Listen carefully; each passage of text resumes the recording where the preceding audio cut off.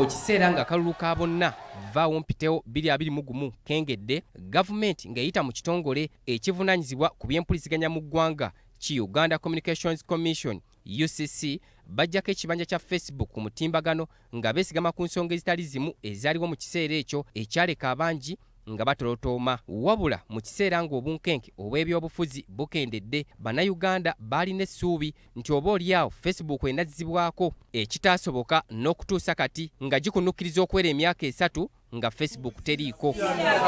Olwaleero abamu ku banyigirizibwa embeera eno nga bakulembeddwamu abasuubuzi abeegattira mu kibiina ekitaba abakolera ku mutimbagano ki Urban Smart Traders Association batuuzizza olukuŋŋaana lwa bannamawulire mwe batottoledde embeera embi mwe bayita bukyanga Facebook eggibwako. Eggwanga lifiiriddwa ssente ezitagambika olw'okuggalawo Facebook.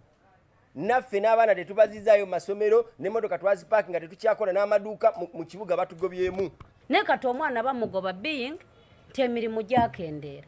Sobola okubeera ku saloon ne buziba nga tofunyeewo ne client omu. Newankubadde bano bakkiriza nti waliwo bannaabwe abakozesa obubi omutimbagano, bagamba nti ensonga z'ebyobufuzi baagala zidde ebbali. Kyokka bano minisita y'ebyamawulire n'okulungamya eggwanga Dr. Chris Balyomus abaanukudde agamba nti bakyali mu nteeseganya n'abatwala omukutu gwa Facebook mu nsi yonna okulaba nga gukomawo.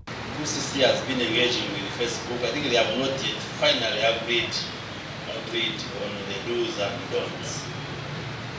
Because you all recall, I have been narrating why Facebook was closed.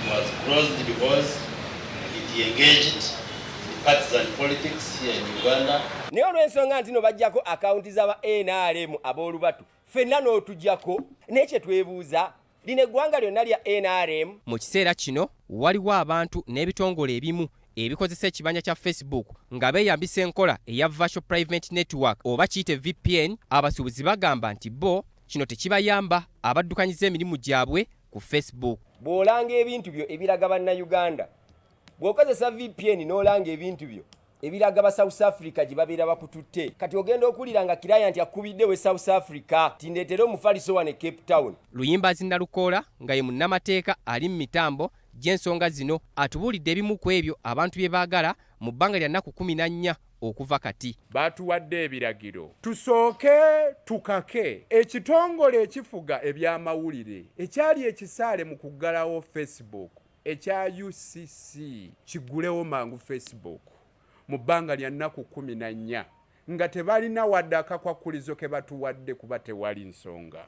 Ekyokubiri, akakiiko ako ekitongole ekyo kireete mu kakkalabizo lyaffe obuwumbi 200,000 ng'ezo za kuliyirira abantu baffe olw'okubonaabona n'okunyigirizibwa n'okufiirizibwa kwe bayiseemu okuva le baggalawo Facebook. Munnamateeka Nalukoola era atubuulidde nti ekikolwa kino kityobola eddembe ly'obuntu nga singa byonna abasuubuzi bano abaddukanyiza emirimu gyabwe ku kibanja kya Facebook bye baagala tebikolebwako bakugenda mu mbuga z'amateeka. Titus Jemba, BBS Terefayina, Gambuuze.